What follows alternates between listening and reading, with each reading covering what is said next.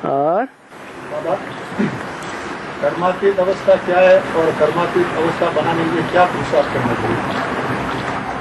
पहली बात, कर्मातीत, कर्म से अतीत, कर्म भी करते रहो, लेकिन उसके कर्म का जो असर है, फल है, वो प्रभाव है, वो हमारे ऊपर न पड़े। कर्मेंद्रियों से कर्म करते हैं, उसका प्रभाव हमारे ऊपर पड़ता है या नहीं पड़ता है? वो प्रभाव हमारे ऊपर न पड़े, माने अतीत, कर्म के फल से परे चले जाएं।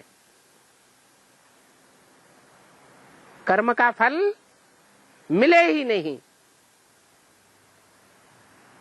उसको कहते हैं कर्मातीत।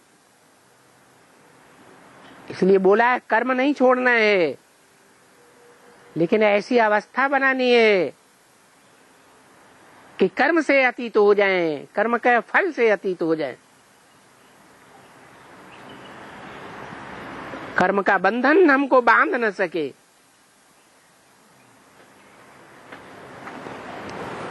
और इस अवस्था में रहने का तरीका क्या है?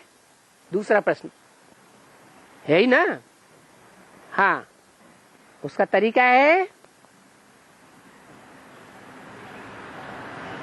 जो सदैव कर्मातीत है। कौन? शिव। उसकी याद में रहना। इसका मतलब ये नहीं बिंदु की याद में रहना। बिंदु तो इम्प्रैक्टिकल रूप है,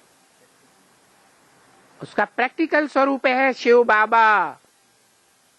साकार और निराकार का मेल, उसकी याद में रहना। जिसकी याद में रहेंगे वैसे ही बनेंगे। भ्रमरी का मिसाल दिया, क्या करती है? कीड़े को पकड़ लेती है, टांगे वांगे तोड़ देती है, और क्या आवाज करती रहती? भू भू भू भू की आवाज करती रहती। लगातार कान में वो आवाज पड़ते पड़ते कीड़ा भी क्या बन जाता? भ्रमरी बन जाता। तो ये तरीका है।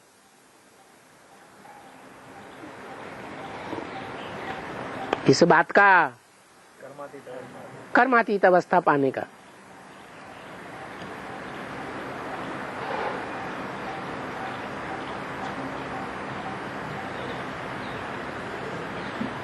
कर्म को नहीं त्यागना है, सन्यासी नहीं बनना है।